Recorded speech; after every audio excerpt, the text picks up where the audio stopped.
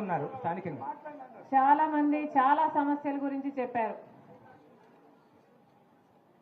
ఇప్పుడు ఈ లాయర్లకు వీళ్ళ సమస్య వాళ్ళ సమస్య కాదు, ఇది ప్రజల సమస్య. ఇప్పుడు వైసీపీ ప్రభుత్వము అధికారంలో ఉంది. ఎట్లయితే వైసీపీ ప్రభుత్వము లిక్కర్ సర్కారు బిజినెస్ చేసిందో ఇప్పటి నుండి ఈ లాయర్లు చెప్తున్న ఈ చట్టం అమల్లోకి వస్తే భూ కబ్జాలు కూడా సర్కారే చేస్తుంది.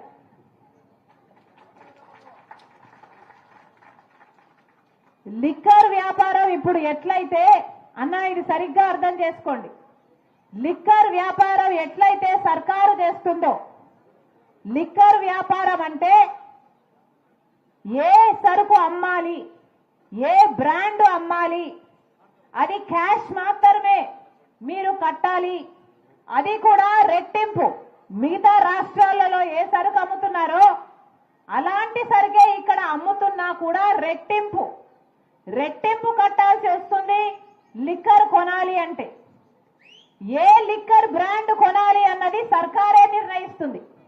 ఏ భూమ్ అన్నా, స్పెషల్ స్టేటస్ అయినా, క్యాపిటల్ అయినా, ఏ బ్రాండ్ అమ్మాలో సర్కారే నిర్ణయిస్తుంది, ఎంత కమ్మాలో సర్కారే నిర్ణయిస్తుంది.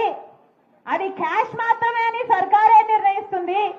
అది క్యాష్ అమ్మితే అటు రాష్ట్రానికి రావాల్సిన ట్యాక్సులు రావు, కేంద్రానికి పోవాల్సిన ట్యాక్సులు పోవు, మొత్తం అంతా లిక్కర్ మాఫియా. పోనీ అదైనా మంచి సరుకు అమ్ముతున్నారా అంటే మొన్న జరిగిన ఒక సర్వేలో మన రాష్ట్రంలో లివర్ చెడిపోయి, లిక్కర్ వల్ల లివర్ చెడిపోయి మిగతా రాష్ట్రాలలో పోలిస్తే 25% మంది ఎక్కువ చనిపోతున్నారు.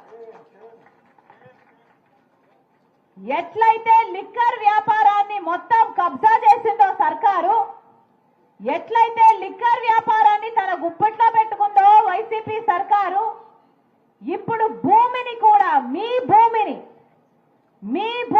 మీ పొలాలను, మీ ఇళ్లను, ఆ భూమిని కూడా వాళ్ళ గుప్పిట్లో పెట్టుకునే ప్రయత్నం చేస్తుంది వైసీపీ సర్కార్. ఎట్లయితే లిక్కర్ ను సర్కారే నడుపుతుందో ఇక భూ కబ్జాలు కూడా సర్కారే చేస్తుందట. సర్కారు ఎవరినైతే అపాయింట్ చేస్తుందో, అంటే సర్కారు ఒక మనిషిని, వాళ్ళ మనిషిని అపాయింట్ చేస్తుందట.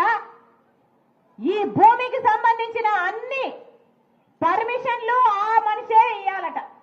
అంటే మీ భూమిని మీ పిల్లలకి రాయాలన్నా ఆ మనిషి పర్మిషన్ ఇయ్యాలట.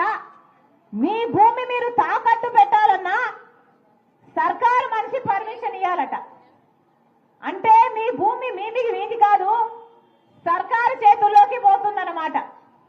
మరి అలాంటి సర్కారు మీకు అవసరమో లేదో, అలాంటి సర్కారు మీకు అవసరమో లేదో, మీ భూమిని మీకు కాకుండా చేసే సర్కారు మీకు అవసరమో లేదో మీ చేతుల్లో ఉంది, మీ నిర్ణయం మీద ఆధారపడి ఉంది.